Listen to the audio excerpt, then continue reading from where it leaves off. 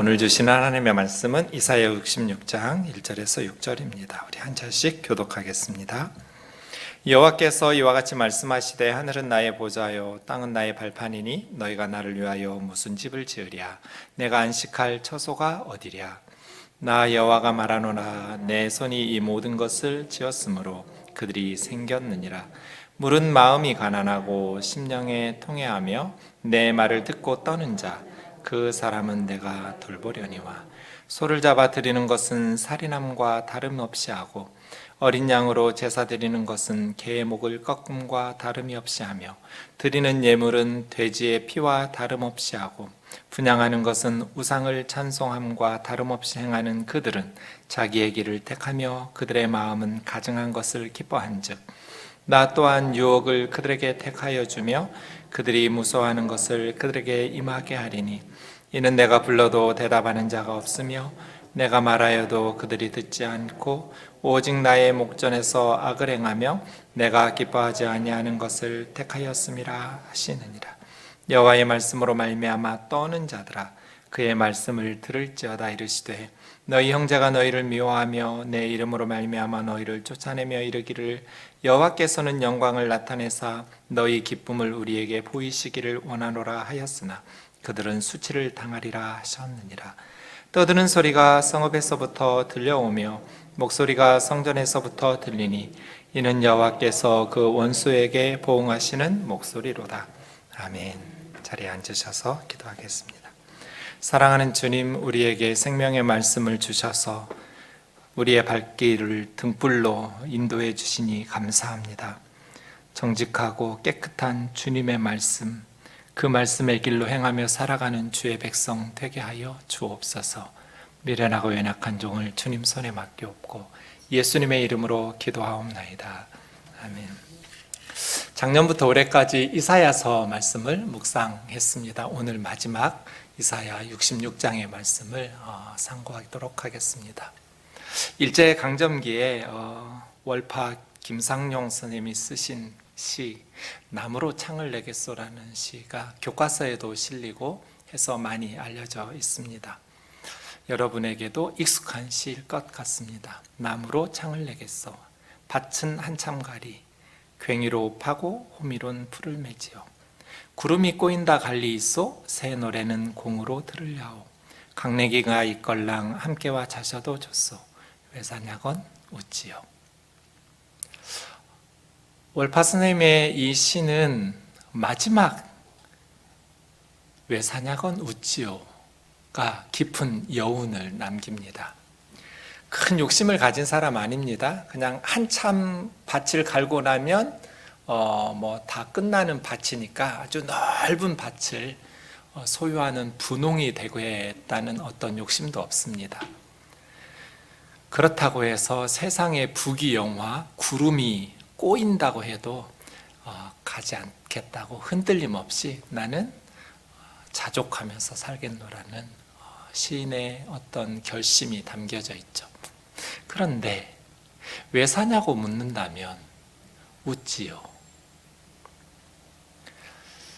여러분, 왜 사냐고 물으신다면 어떻게 대답하시겠습니까?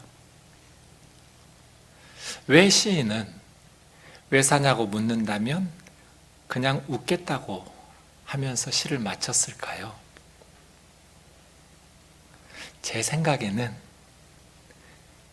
모르니까, 왜 사는 줄을 모르시니까 그냥 난 이렇게 자족하면서 작은 삶이지만 남들이 부러워할 만한, 이분은 이화여대 영문학 교수였어요. 남들이 부러워할 만한 큰 위대한 업적들을 이루지는 못했을지라도 난 그냥 자족하면서 살겠노라고 그렇게 웃음으로 대답하는 참 많은 생각을 하게 하는 시입니다. 여러분, 우리 그리스도인들에게 왜 사느냐고 물으신다면 요즘같이 일상이 이렇게 회복되지 못하고 코로나로 인해서 좀 많은 것들이 흔들려서 뭔가 새로운 삶의 방식이 필요하는 전환기에 왜 살까? 본질적이지만 삶의 의미를 물어야 할 시기가 아닌가 하는 생각이 듭니다. 왜 사냐고 물으신다면 이사야서는 43장 21절에서 이렇게 대답합니다. 이 백성은 내가 나를 위하여 지었나니 나의 찬송을 부르게 하려 함이라. 하나님께서 하나님의 백성들을 지으신 목적은 하나님을 찬송하게 하려고.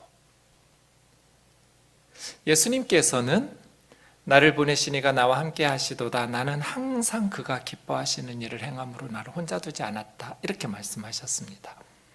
그러니까 예수님 마음속에는 예수님을 세상에 보내신 하나님 아버지를 항상 기뻐하시도록 하는 삶, 이것이 항상 마음속에 계셨던 거죠. 네. 왜 사냐고 물으신다면 나는 하나님을 기쁘시게 하는 예배자,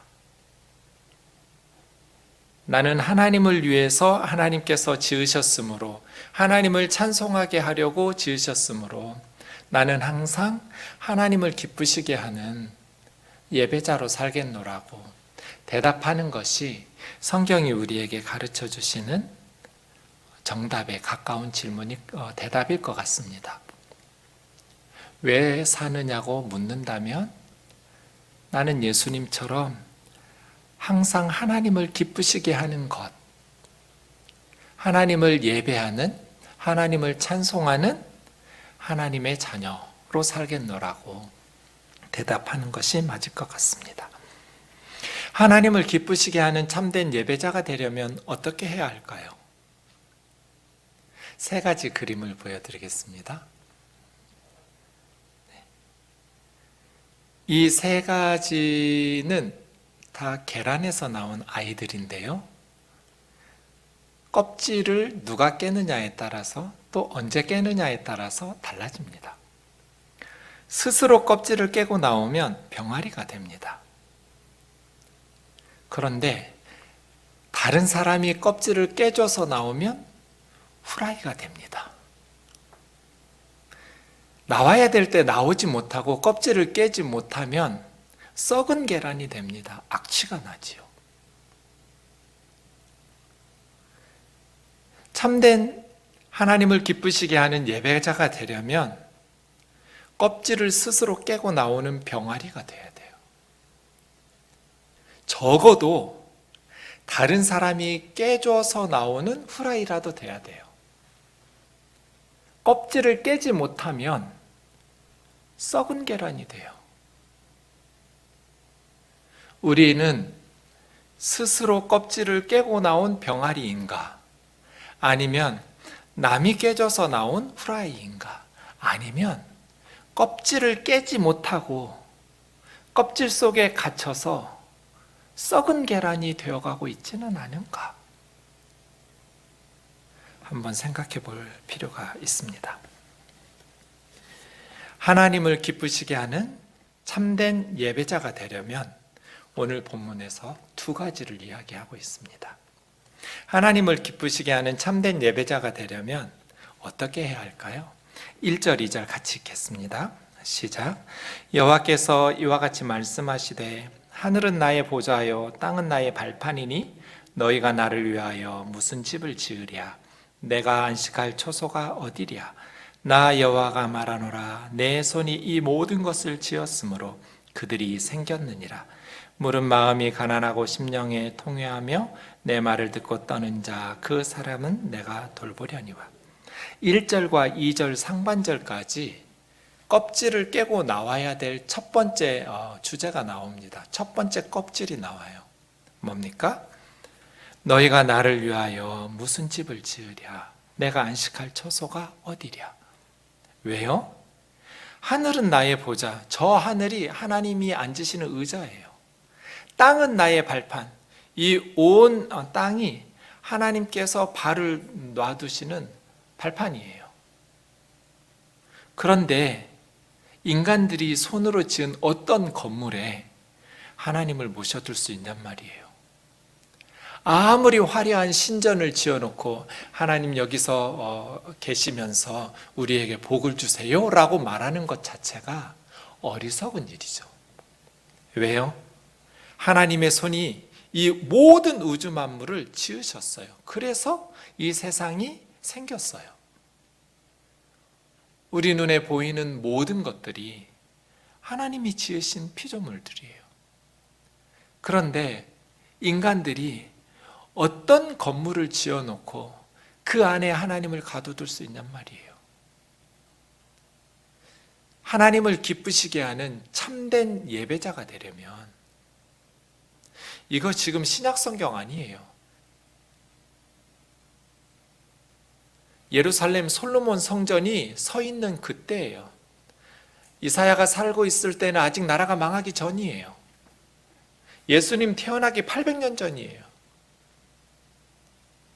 그런데 이사야 선지자를 통해서 하나님께서는 너희가 나를 위하여 무슨 집을 지으랴? 예루살렘에 성전이 있음에도 불구하고 내가 안식할 처소가 어디냐고 묻고 계셔요. 없다는 거잖아요. 그래서예요. 하나님을 기쁘시게 하는 참된 예배자가 되려면 하나님께서 원하시는 것이 건물이 아니라는 이 껍질을 깨고 나와야 돼요. 너무나 많은 교회와 성도들이 예배당 건물에 집착해요. 그렇게 하나님의 이름으로 화려한 성전을 지어놓으면 하나님께서 기뻐하실 거라고 착각해요. 그 돈들 다 하늘에서 떨어지는 돈 아니에요. 성도들 주머니에서 나와야 돼요. 이제 100세 시대라고 말하는데 60에 은퇴하고 40년을 살아야 되는데 그 은퇴 자금, 폐물 다 헌금시켜가지고 건물 하나 지어요. 성도들의 노후는 교회에서 책임져 주나요? 하나님께서 원하시는 것은 건물이 아니에요. 너희가 나를 위하여 무슨 집을 지으랴? 내가 안식할 처소가 어디냐? 이 모든 것이 나의 손으로 지었으므로 생겼느니라. 이보다도 정확한 말씀이 어디가 있어요? 얼마나 더 알아듣기 쉽게 말씀을 하셔야 돼요? 하나님께서 원하시는 것이 화려한 신전이 아니라고요.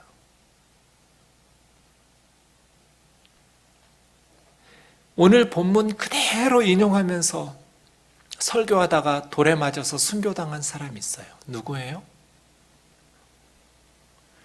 사도행전 7장에 나오는 스데반 집사님이에요.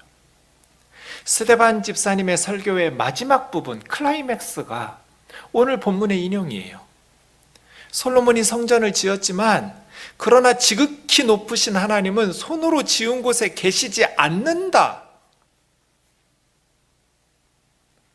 선지자가 말한 바, 이 선지자가 이사야잖아요. 주께서 이르시되 하늘은 나의 보좌요 땅은 나의 발등상이니 너희가 나를 위하여 무슨 집을 짓겠으며 나의 안식할 처소가 어디냐? 이 모든 것이 다 내 손으로 지은 것이 아니냐 함과 같으니라. 오늘 말씀 그대로예요. 스데반 집사님은 껍질을 깨고 나온 병아리예요. 그런데 껍질을 깨지 못하고 껍질 속에 갇혀있던 유대 종교 지도자들이 껍질을 깨고 나온 스데반 집사님을 돌로 쳐서 죽인 거예요. 아니 감히 성전을 모독하다니, 지극히 높으신 하나님이 사람들 손으로 지은 곳에 계시지 않는다. 이게 이사야가 말씀하신 오늘 본문의 의미예요. 그 어떤 인간들의 손으로 지은 화려한 건물도 하나님을 가둬둘 수 없다. 하나님을 제한할 수 없다. 하나님께서 원하시는 예배는 사람들 손으로 짓는 화려한 성전이 아니라는 거잖아요. 예나 지금이나 종교 지도자들은 하나님의 이름으로 사람들 눈에 보이는 화려한 건물을 지으려고 해요. 자신의 업적을 남기려고 하죠. 뭔가 하나님을 위해서 일한 것처럼 눈에 보여요. 그런데 지극히 높으신 하나님은 사람들의 손으로 지은 곳에 계시지 않아요.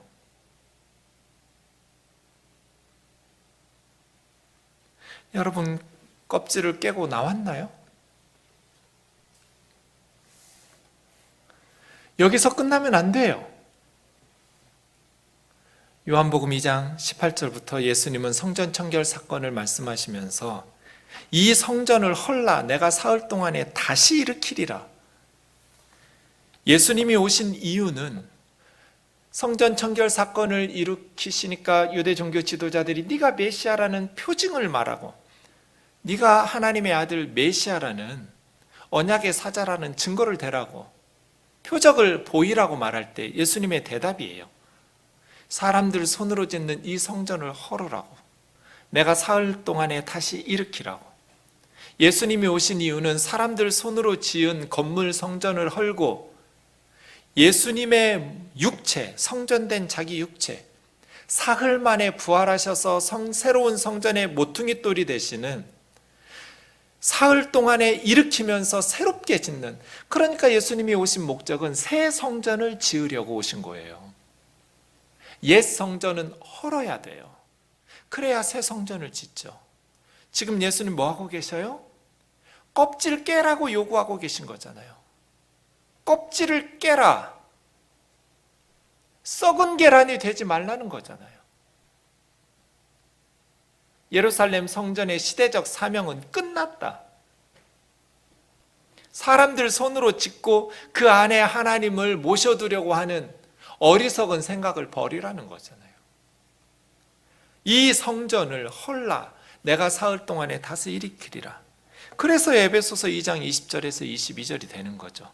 너희는 사도들과 선지자들의 터 위에 세우심을 입은 자라. 그리스도 예수께서 친히 모퉁이 돌이 되셨느니라. 그 안에서 건물마다 서로 연결하여 주 안에서 성전이 되어가고 너희도 성령 안에서 하나님이 거하실 처소가 되기 위하여 그리스도 예수 안에서 함께 지어져 가느니라.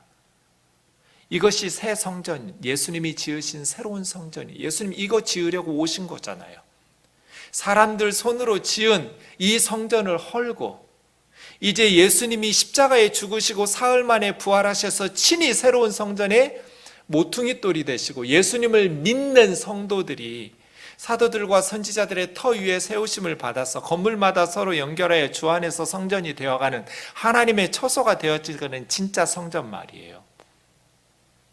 그래서 성전 건축하려면 돈 모아가지고 건물 짓는 것이 아니라 돈 모아가지고 선교사 보내야죠.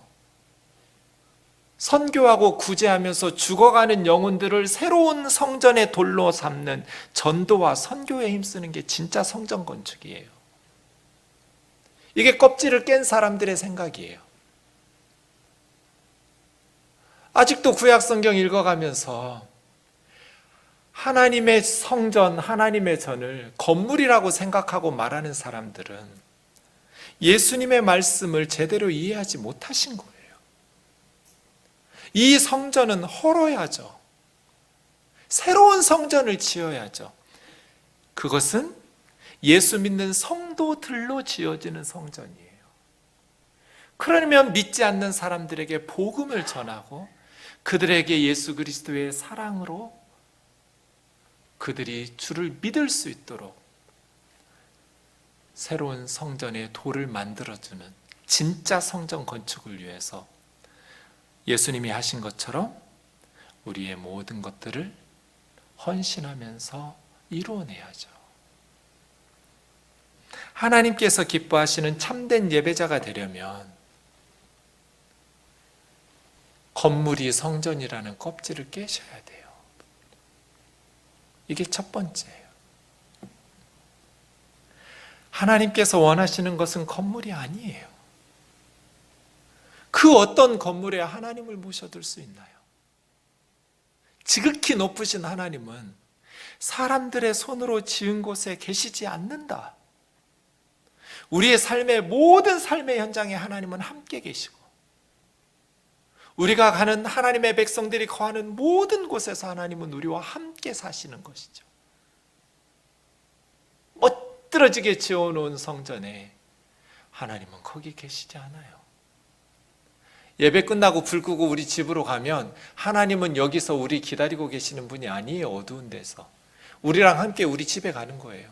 우리 학교에 가고 우리 회사에 가고 땀이 젖은 단내 나도록 힘겨운 삶을 살아가고 있는 하나님의 백성들의 삶의 현장에 하나님은 함께 계시지 화려한 건물에 혼자 계시지 않는다고요. 두 번째, 하나님을 기쁘시게 하는 참된 예배자가 되려면 2절 하반절부터 보십시오. 무릇 마음이 가난하고 심령에 통회하며 내 말을 듣고 떠는 자 그 사람은 내가 돌보려니와. 마음이 가난한, 마음에 갈급함, 사모함이 있는 거예요. 누구에 대해서? 하나님에 대해서. 배부른 사람은 아무리 산의 진미를 갖다 주어도 거들떠보지 않을 거예요. 그런데 가난한 사람, 갈급한 사람은, 사모함이 있는 사람은 작은 것에도 소중히 여기면서 그 가치를 알 거예요. 내 마음은 하나님으로 인해서 가난한 마음인가? 아니면 하나님 아닌 세상적인 것들로 가짜 하나님으로 채워가지고 배부른 상태는 아닌가? 마음이, 심령이 가난한 사람. 심령에 통회한다라는 것은 이 통회는 마음이 부서지고 깨진 거예요. 마음이 부서진 사람. 참된 회개는 하나님 앞에서 마음이 부서진 거죠. 부서진 마음. 하나님의 말씀을 듣고 떠는 사람. 이건 무슨 공포감에 떠는 게 아니에요. 존경하고 사랑하고 경외하기 때문에 떠는 거예요. 하나님을 경외하고 사랑하고 하나님이 내 삶에 너무나 소중하기 때문에 하나님의 말씀을 들을 때 경외하는 사람. 그래서 순종하는 사람. 그 사람들을 하나님께서 돌보신대요. 3절에는 반대가 나와요. 소를 잡아 들이는데 살인이라고 말할 수도 있고 남을 때린다고 말할 수도 있어요. 이 단어는 나카라는 말이에요. 때리다, 죽이다. 하나님 앞에 율법대로 소를 잡아서 예배 제물로 드렸는데 남을 구타하거나 죽이는 것과 같이 하고, 어린 양으로 제사 드리는 것은 개의 목을 꺾음과, 개는 부정한 짐승이어서 예배 드릴 수 없어요. 정결한 짐승으로 예배의 제물로 드리려면 발굽이 갈라지고 되새김질을 해야 돼요. 개나 돼지는 발굽은 갈라졌지만 되새김질을 못해서 하나님 앞에 예물로 드릴 수 없는 부정한 짐승이에요. 그런데 어린 양으로 제사 드리는 것을 개의 목을 꺾는 것처럼 해요.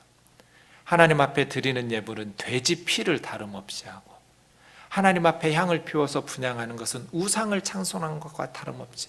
이 뭐 하는 사람들이에요?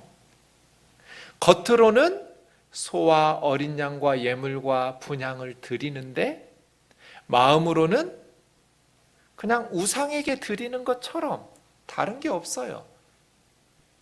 그래서 자기 길을 택하며 그들의 마음은 가증한 것은 우상이거든요. 그러니까 하나님 앞에 형식적인 예배는 드려요. 그런데 그들의 마음은 하나님을 기뻐하는 것, 하나님을 향해서 가난한 심령이 없어요. 하나님에 대한 애정도 열정도 사랑도 없죠. 형식적으로 하나님 앞에 예배하는데 그들은 우상, 가증한 것을 기뻐해요. 그래서 자기 길을 선택해요. 자기 원하는 대로 살아요.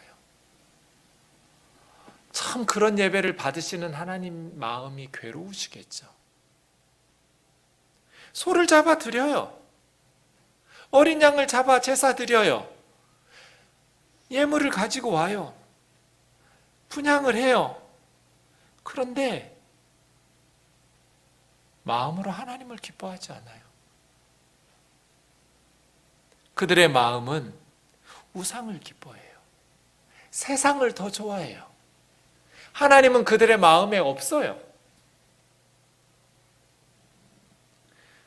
그래서 하나님은 4절, 나 또한 유혹을 그들에게 택하여 주며, 유혹이라고 번역할 수 있지만 새 번역이나 공동 번역처럼 혹독하게 다루어 심판하시겠다는 의미죠.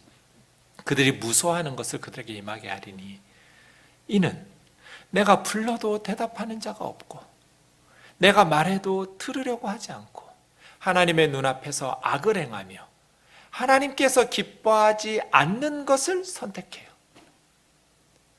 그러니까 소를 잡아 드려요. 어린 양으로 예배를 드리죠. 예물을 드리고 분향은 하는데 하나님의 말씀을 들으려고 하지 않아요. 불러도 대답하는 사람이 없고 하나님 말씀에도 들으려고 하지를 않아요. 자기가 원하는 대로 자기 길을 선택하고 그들의 마음은 가증한 것을 기뻐해요. 악을 행해요. 하나님께서 기뻐하시는 것은 선택하지 않아요. 이렇게 예배드려요. 5절이요. 여호와의 말씀으로 말미암아 떠는 자들아. 이것은 2절에 떤다라는 거하고 같은 단어예요. 하나님의 말씀, 하나님을 경외하고 하나님을 사랑하고 하나님을 존경하고 귀하기 때문에 하나님의 말씀을 두려워하는 거예요. 순종하는 거예요. 그의 말씀을 들을지어다 이르시되 너희 형제가, 그러니까 하나님의 말씀으로 말미암아 떠는 자들은 참된 하나님의 백성이에요. 참된 예배자죠. 그런데 너희 형제가 참된 예배자들을 미워해요. 내 이름으로 말미암아 너희를 쫓아내요. 내 이름으로 말미암아는 두 가지 다 해석이 가능해요. 참된 예배자들이 하나님의 이름 때문에 바른 신앙생활을 하기 때문에 쫓아낸다고 번역해도 좋고요. 거짓, 너희 형제라고 말한 거짓 신앙인들이 하나님의 이름을 들먹이면서 예수님을 십자가에 죽였던 유대 종교 지도자들처럼 하나님의 이름으로 너희를 쫓아낸다, 이렇게 해석해도 좋아요. 그러니까 가짜 신앙인들이, 이 가짜 신앙인은 너희 형제예요. 이방인이 아니에요. 하나님을 섬긴다고 말하는 소 잡아 드리고 어린 양으로 제사 드리는 사람들이에요. 마음으로 하나님을 기뻐하지 않고 가증한 것을 기뻐하는 거짓, 그런데 종교 권력을 가지고 있어요.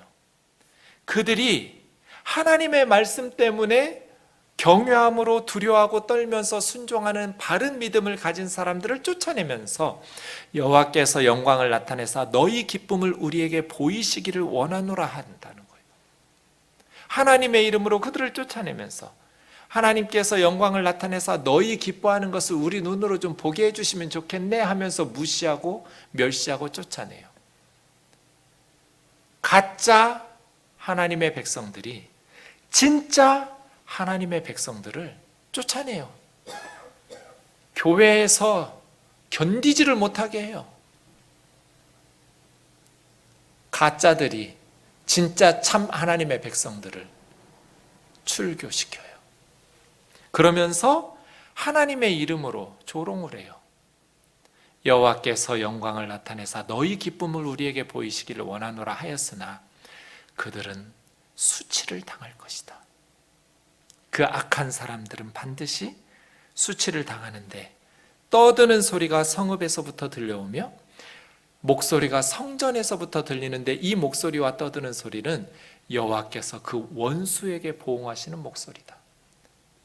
그러니까 소를 잡아 드리고 어린 양으로 예물을 드리지만 가짜 하나님의 백성들이 진짜 하나님의 말씀을 두려워하면서 떠는 하나님의 백성들을 쫓아냈던 그들을 성전에서부터 심판하시겠다는 거예요.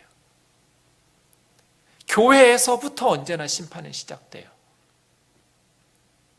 하나님께서 그 원수들에게 하나님께서 복을 주시는 목소리가 울려 퍼져야 되는데 하나님께서 원수 갚는 목소리로 성전에서부터 그 원수들에게 대갚아 주실 것이라고 말씀하시는 거예요.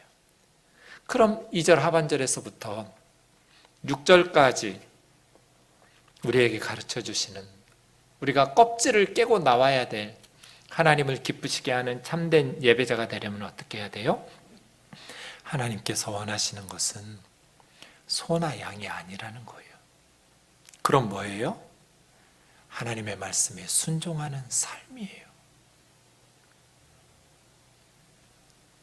많은 헌금 11조 열심히 하면 하나님께서 복 주시는 게 아니라는 거잖아요.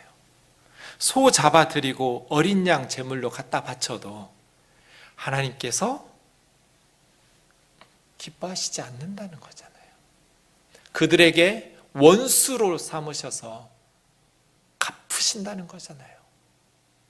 그럼 진짜 하나님께서 원하시는 건 뭐였어요? 2절과 5절에 나왔죠. 마음이 가난한가? 나는 하나님을 사모하는가? 심령이 통회함이 있는가? 내 죄에 대해서, 세상의 악함에 대해서 하나님 앞에서 부서진 마음이 있는가? 참된 회개가 있는가 말이에요. 하나님의 말씀을 듣고 순종하려는 하나님의 말씀에 경외함이 있는가? 떨미 있는가? 하나님의 말씀 앞에서 그 말을 듣고 하나님의 말씀으로 말미암아 떠는 2절과 5절에서 반복되는 게 그거죠. 여호와의 말씀으로 말미암아 떠는 자들. 이게 진짜 예배라는 거잖아요. 하나님께서 기뻐하시는 참된 예배자가 되려면 소나 양으로는 하나님을 기쁘시게 할 수 없다라는 것을 깨달아야 돼요. 소나 양으로 하나님에게 감동을 주어서 뭔가 우리가 원하는 것을 얻어낼 수 없다는 것을 알아야 돼요. 진짜 하나님의 마음을 움직이는 것은 우리의 상한 마음이고 우리가 하나님의 말씀을 순종하면서 살려고 하는 삶의 순종이지 눈에 보이는 예물이 아니라는 거예요. 이사야서는 이렇게 마무리돼요. 신앙생활에 있어서 가장 중요한 것은 예배예요. 하나님께서 이것을 위해서 우리를 지으셨어요. 하나님을 기쁘시게 하는 참된 예배자가 되려면 오늘 이사야 선지자를 통해서 우리에게 말씀하시는 이 두 가지 껍질을 깨야 돼요.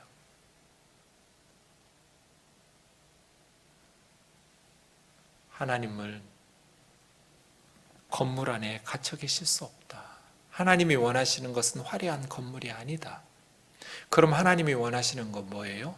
사람이에요. 건물에 쓸 돈을 선교사들한테 쓰란 말이에요. 그래서 진짜 성전을 만들란 말이에요. 아무리 화려하게 지은 건물도 주님 다시 오실 때 다 무너질 거예요.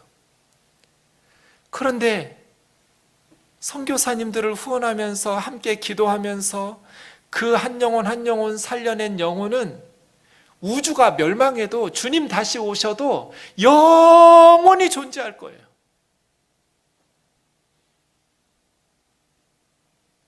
이따가 사라질 건물에 그 많은 자원을 쏟아부을 것이 아니라 영원히 천국에서 함께 살아갈 하나님의 백성들을 만들어내는 것이 하나님을 기쁘시게 하는 거죠.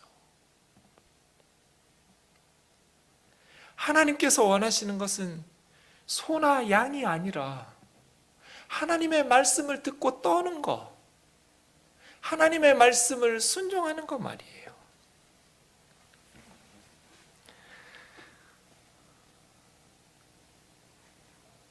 여수 애양원에 가서 손양원 목사님 기념관에 가면 여러분 우리가 잘 알고 있는 얼굴들을 만납니다. 잘 아시는 대로 손양원 목사님의 사남 3녀를 두었는데요. 첫 번째 아들과 두 번째 아들 손동인과 손동신이 안재선이라는 1948년이니까 여순 사건 때, 그때는 이데올로기가 이념의 대결이 너무 치열해서 좌익 사상에 물들었던 안재선에 의해서 손동인과 손동신 두 아들이 순교당합니다. 그래서 이제 안재선은 총살당하려고 집행 직전에 손양원 목사님이 살려냅니다. 내 두 아들을 죽인 그 학생 내가 양자로 삼을 테니까 죽이지 말라고 해서 저 안재선 씨를 자기 아들로 삼습니다. 2년 후에 6.25 때 이제 공산당들이 후퇴하면서 손양원 목사님과 그리스도인들을 죽입니다. 2년 후에 손양원 목사님은 48살에 순교당합니다. 그 손양원 목사님의 시신 앞에 있는 가족 사진입니다. 위쪽에 있는 노란 원이 안재선입니다. 2년 전에 총살당할 위기 속에서 손양원 목사님의 그 원자폭탄 같은 사랑으로 양자가 되어서 아들이 되어서 지금 손양원 목사님의 장례식을 상주 노릇하면서 치르고 있는, 그리고 지금 정양순 사모님의 품속에 있는 아래 원에 있는 저 갓난아이가 아버지 손양원 목사님이 죽던 그날 태어난 유복자입니다. 남편이 죽고 막둥이 아들이 태어난 거예요. 같은 날. 근데 15일 만에 6.25 중이어서 3일장을 치를 수가 없었어요. 장례식 치러줄 사람이 없어서 부산에 있는 박윤선 박사랑 모셔오느라고 15일이 걸렸어요. 장례식이. 그래서 갓난아이가 지금 엄마 품 안에 태어난 지 15일 만에, 저분이 손동길 목사예요. 애양원에 가서 그 막내 아들 목사님을 만났어요. 여러분, 안재선, 손양원 목사님이 양자로 삼았던, 그래서 손재선으로 삼았던 저 안재선 씨는 그 후에 어떻게 됐을까요? 저는 이번에 내려가기 전까지 큰딸이었던 손동희 권사님이 쓴 나의 아버지 손양원 목사라는 책에 있는 것처럼 안재선 씨가 목사가 되어서 미국에서 목회하고 있는 줄 알았어요. 거짓말이었어요. 손동희 권사님이 거짓말 쓴 거예요, 책에다가. 자기 아버지의 그것을 미화하기 위해서. 안재선 씨는 손양원 목사님과 동일한 48살에 상계동에서 살다가 후두암으로 죽었어요. 목사가 된 적이 없어요. 미국에서 목회한 적도 없어요. 심지어 예수를 안 믿었어요. 평생 교회를 떠났어요. 왜 그랬을까요? 왜 손양원 목사님이 그 엄청난 십자가의 사랑으로 양자를 삼았는데 안재선 씨는 기독교 신앙을 버렸을까요? 교회들마다 다니면서 간증하고 많은 목사님들이 안재선을 찾았어요. 그런데 교회와 목사들에게 너무 상처를 받고 실망을 했어요. 한국 교회 목사들에게 너무너무 실망했어요. 그래서 평생 교회의 발길을 끊어버려요. 마지막에 이 갓난아이로 있던 손동길 목사님이 그 큰형님이 된 안재선, 손재선 씨 죽기 전에, 임종 전에 자기 무릎에서 사도신경 겨우 따라하고 죽었다 하더라고요. 우리 형님은 평생 교회를 다니지 않았다고. 우리 누나가 우리 아버지의 전기를 미화하기 위해서 미국에 가서 목회하고 있다라는 말은 거짓말이라고, 책에다가 거짓말 쓴 거라고. 안재선 씨는 한국 교회에서 이용당하다가, 그리고 이 안재선 씨를 신학교에 보내는 것은 누구도 하지 않은 거예요. 심지어 어머니와 자기 가족들을 돌봐준 교회가 없었어요. 자기들도 학교를 제대로 못 다녔는데, 제대로 먹고 입고 살지를 못했는데 어떻게 우리 형님을 학교를 보냈겠냐고, 우리 어머니가. 아무도 그 가족을 돌보지 않았어요.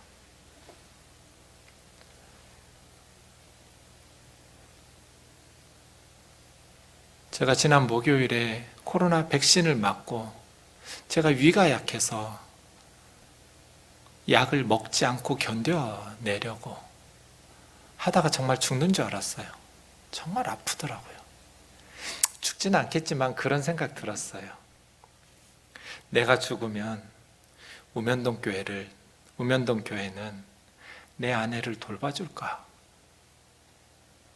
그럴 것 같지가 않아요.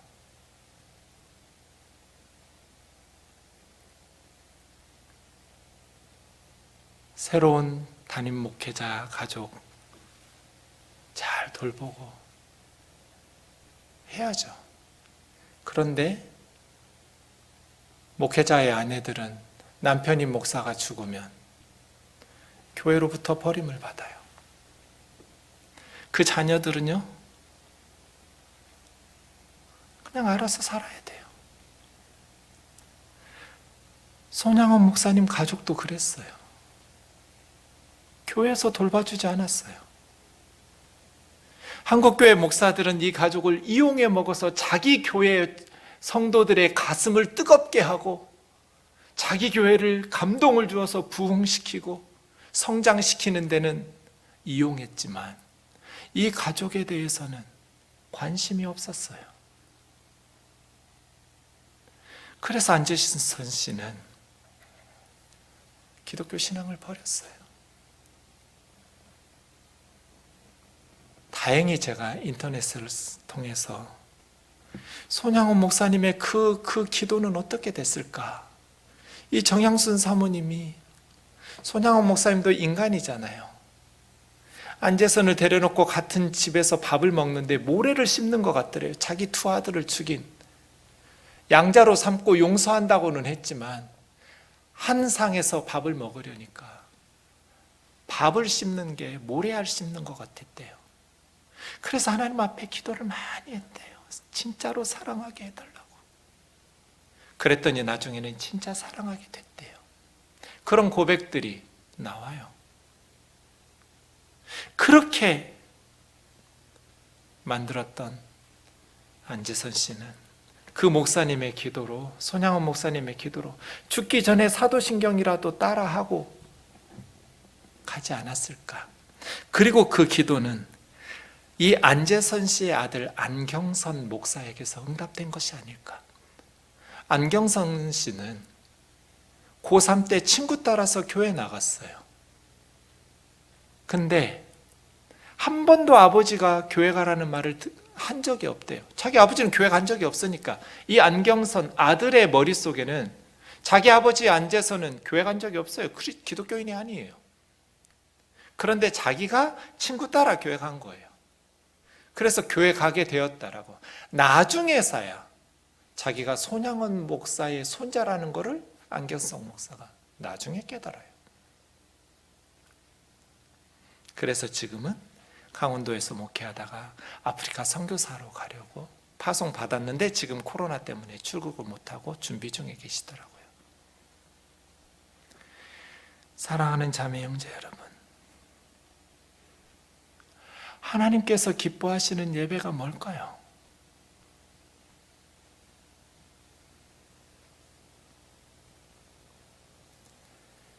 사람이 성전이에요.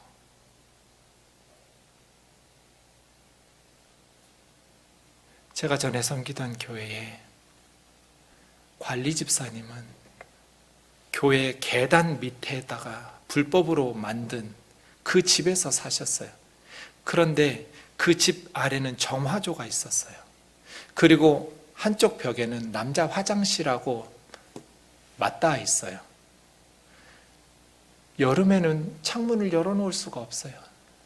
냄새가 나서. 집 밑에는 정화조이고 한쪽 면은 남자 화장실이에요. 교회에. 그리고 천장은 세로로 되어 있어요. 비탈져 있어요. 위가 계단이니까요. 거기다가 지어놨어요. 성도가 1000명이에요. 담임 목사님은 40평대 흑석동에서 제일 좋은 빌라에서 사셨어요. 그 빌라가 작다고 옆에 빌라 사가지고 터가지고 더 넓혔어요. 제가 목사님한테 가서 목사님, 우리 관리 집사님 집이 너무 냄새가 나고 좁고 어둡고 위험합니다. 정화조 폭발하면 어떡합니까? 여름에. 다른 집 좀 구해주세요. 제가 건의드렸는데 신경 쓰지 말라 하더라고요. 네가 신경 쓸 거 아니다. 담임 목사님은 80평대 아파트 빌라에서, 고급 빌라에서 사는데 그럼 거기는 가족이 많은가? 아니요. 담임 목사님 식구는 애 둘이니까 4명이고 애 셋이니까 5명이고 관리 집사님 식구는 애 둘이니까 4명이에요. 1명 더 많아요. 그런데 그 교회에 선교사님들을 정말 많이 파송하는, 아마 우리 교단에서 성도 대비 가장 많은 선교사를 파송한 교회일 거예요. 늘 그게 자랑이에요. 선교 많이 하는 교회. 선교 많이 해요. 그런데 어떻게 관리 집사님을 그런 집에서 살게 해요? 그게 가능하다라는 것이 너무 경악스러워요. 교회에서 이게 가능하다라는 게 너무 두려워요. 어떻게 이게 가능할 수 있지?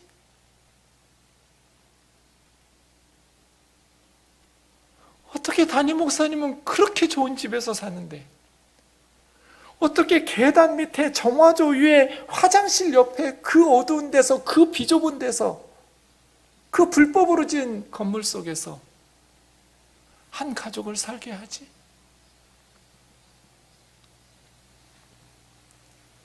어떻게 1000명이 넘는 사람들이 아무렇지도 않지 이곳이? 어떻게 교회 다니는 사람들이 아무런 문제 제기도 없이 어느 누구도 입도 뻥끗하지 않고 그렇게 교회를 다닐 수가 있지? 이게 성전을 대하는 교회의 자세예요? 관리 집사님은 성전 아니에요? 사람을 도구로 삼지 마라. 사람이 성전이다고 주님 말씀하시잖아요.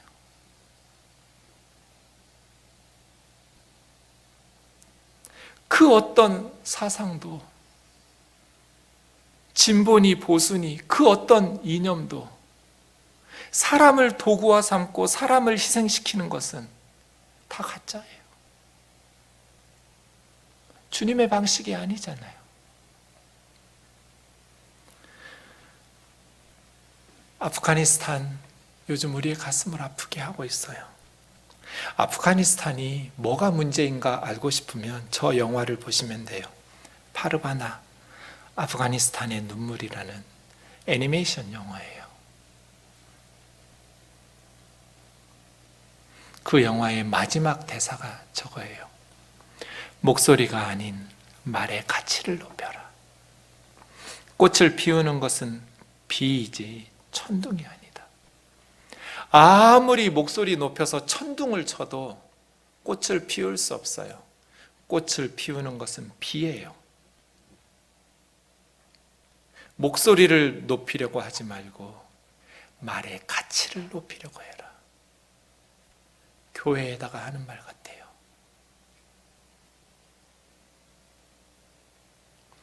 정화조 위에 관리 집사님 집을 두었던 그 목사님은 은퇴하실 때 엄청난 돈을 가지고 은퇴하시면서 교회 돈이 모자라니까 장로님들을 은행에 보증을 시켰어요. 담보 보증 세워서. 한 장로님이 그러면 안 됩니다, 목사님. 그랬더니 그 장로님을 교회에서 쫓아냈어요. 장로를 면직시켜가지고 이제 당신은 장로도 아니고 우리 성도도 아니니까 나가라고. 가슴에 대못을 받고 교회에서 쫓아냈어요.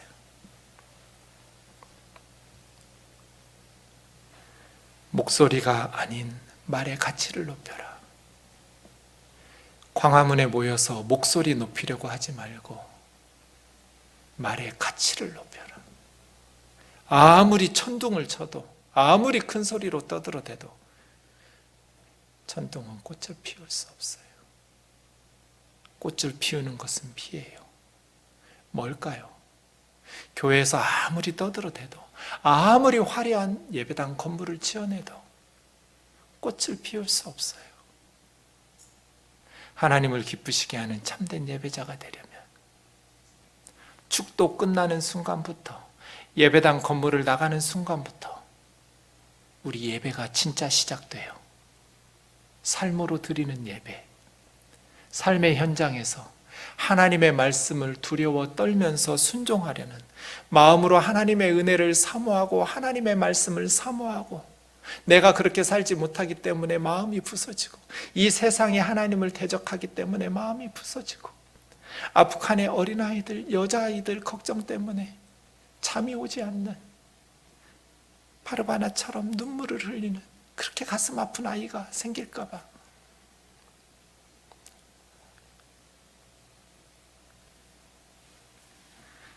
이사야 43장 21절 다시 읽고 마치겠습니다. 시작. 이 백성은 내가 나를 위하여 지었나니 나를 찬송하게 하려 함이니라.